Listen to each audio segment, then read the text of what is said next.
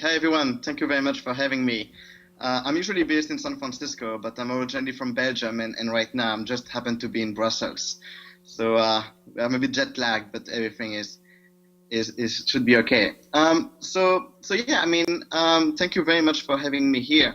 Always love to talk about journalism. This is something that we are really passionate about at Storify, and I guess that probably many of you already know what Storify is. Storify is this.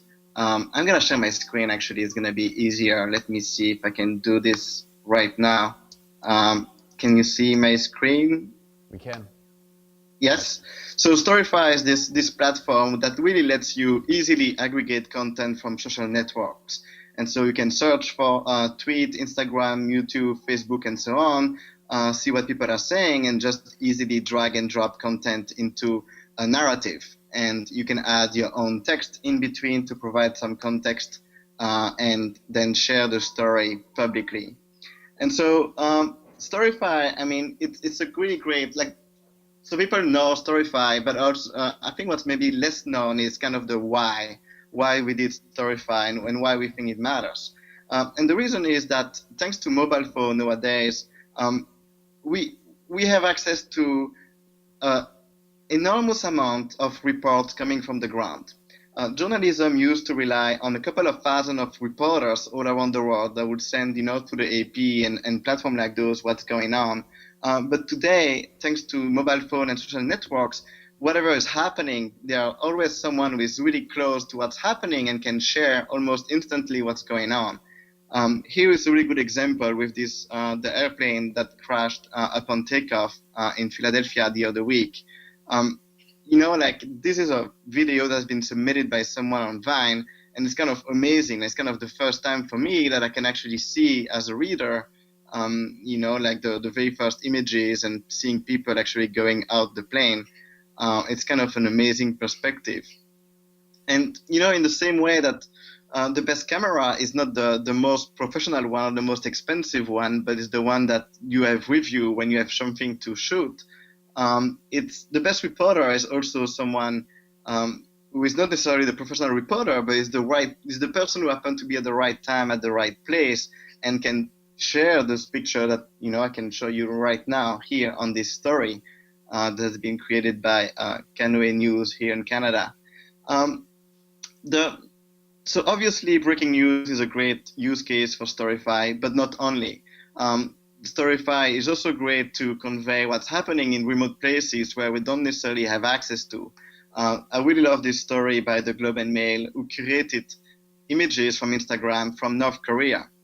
And so this is like a really unique and great way to actually have a kind of a preview of what's going on. Those images are kind of really interesting. They look like they come from the 60s or something, but they actually were taken very recently, just a year ago actually. And so what's really interesting is really thanks to social media, everyone now is a reporter, and thanks to their mobile phone. And so they share all of those things. You probably have seen those stories about Sochi during the Olympics, where actually people were sharing with their mobile phones, how the hotel, in Russia were not really ready. And so that's a different perspective of having the story. And, well, I don't know what this guy is. That's kind of a bit scary.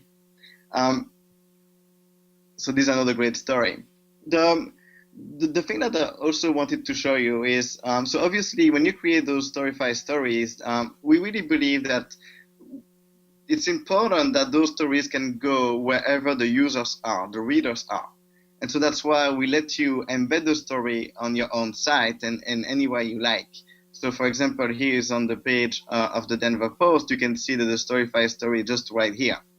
And anybody can actually also take that story and embed it on their own site.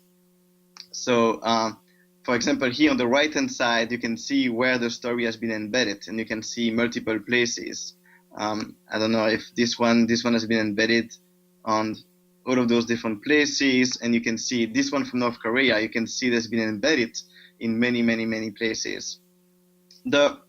Something new that is maybe less known as well is we also offer different templates to look at a story. One of those templates is actually a grid.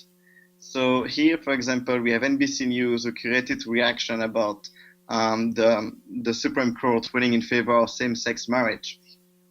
And you can see here below, it's actually, this is a Storify story. It's just that the template being used is actually a grid, which is kind of really interesting for this kind of example where you actually have curated a lot of pictures. And it's also like totally responsive, so it works really great, fantastic on mobile devices. It's really, really cool. One thing that is much more recent actually is the concept of Twitter card. As you can see, as you know now, Twitter lets you preview directly images, for example, right in your Twitter feed. But you can also have different cards to actually show the content. So here's an example of one of those. Here's Barack Obama, who used Storify about the summit about Obamacare. And whenever you tweet a link to a Storify story, Twitter would directly embed the story as a slideshow right within your tweet.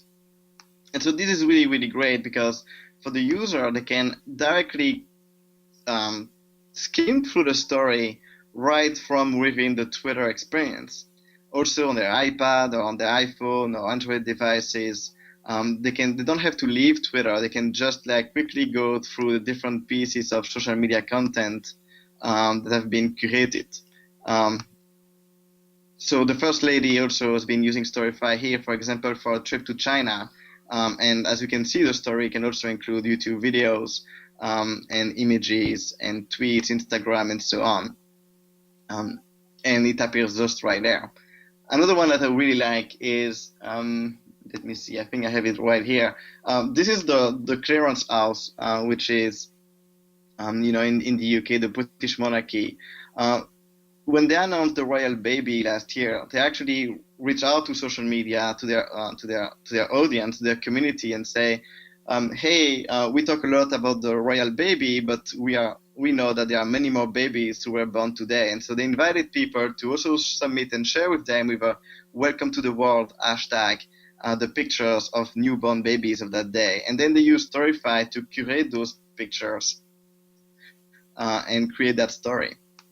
And especially with those type of stories with a lot of pictures, it's actually really, really cool to be able to directly see the story right within Twitter, just right here.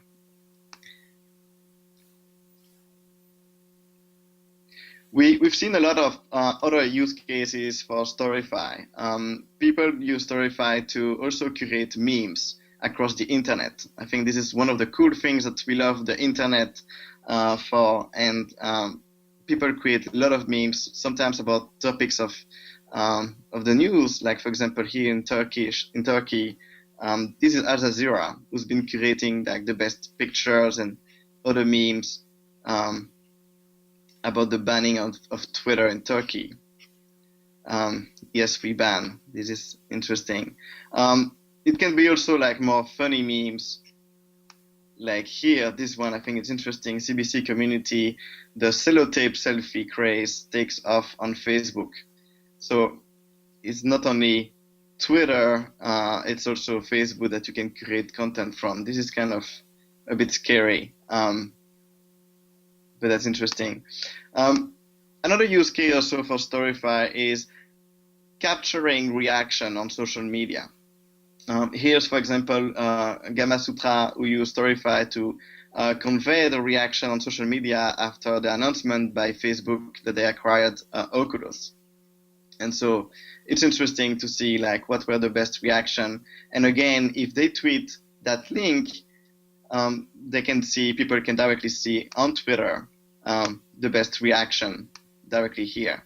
And people can obviously directly reply, retweet, or favorite. And so the engagement also, it's higher when you use this.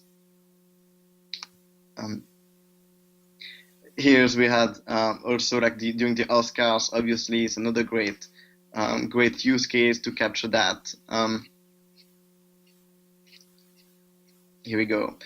And so when you embed the story, you can actually choose the template. Here, when you have the distribute pane, you can have I don't know if you can see, it's a bit small, but you can define the template. You have slideshow or grid. And so when you do that, you will directly turn the story that you have created into this different template. And all the templates that we have are fully responsive.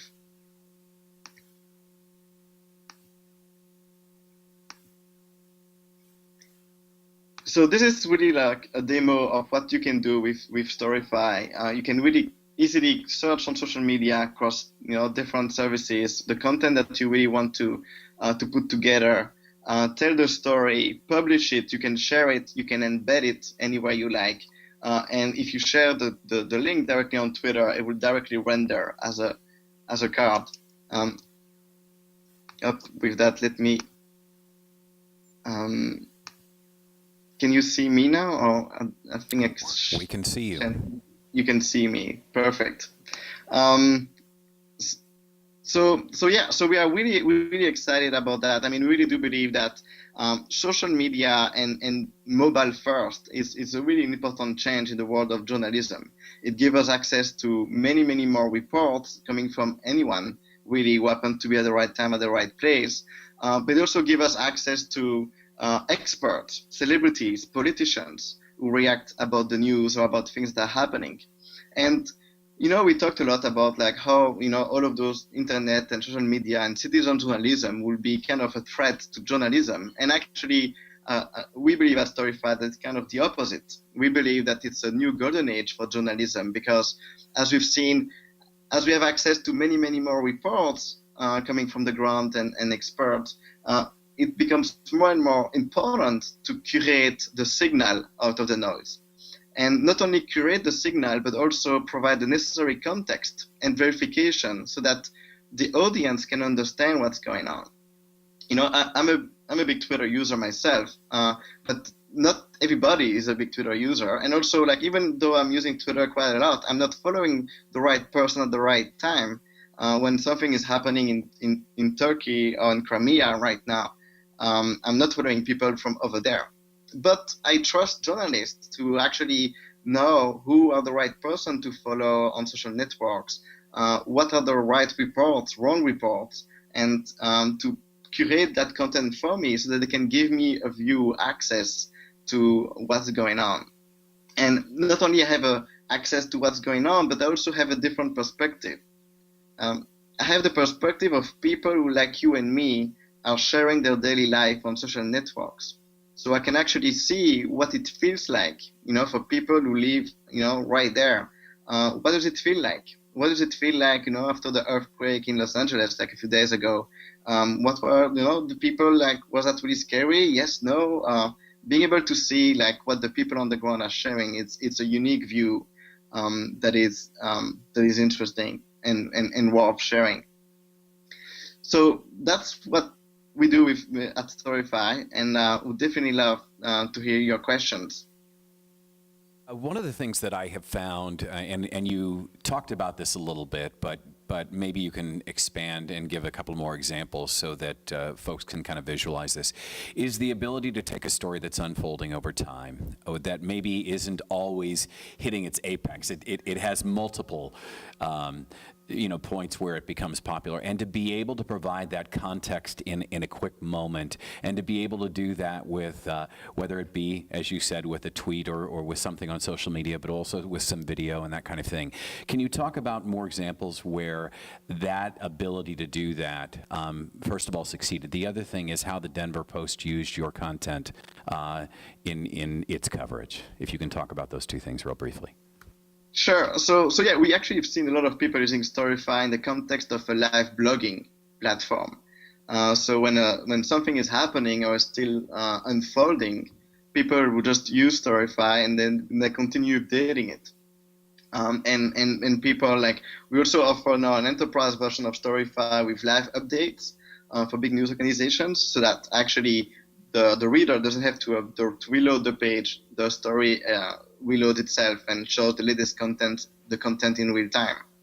So we've seen that like really recently, for example, for the Crimea, for example, we've seen that during the Aurora shooting.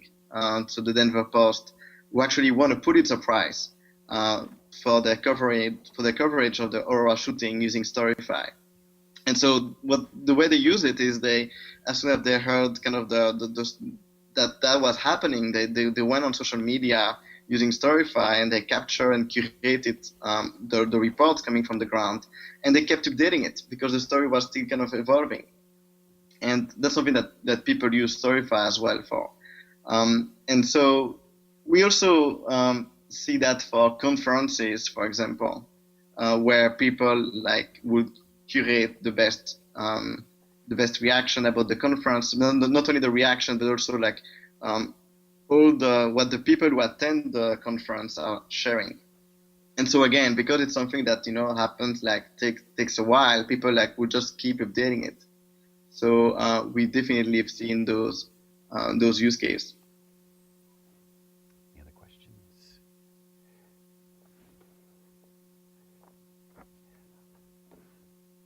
Xavier, thank you so much for your time, and thanks for joining us from Brussels today.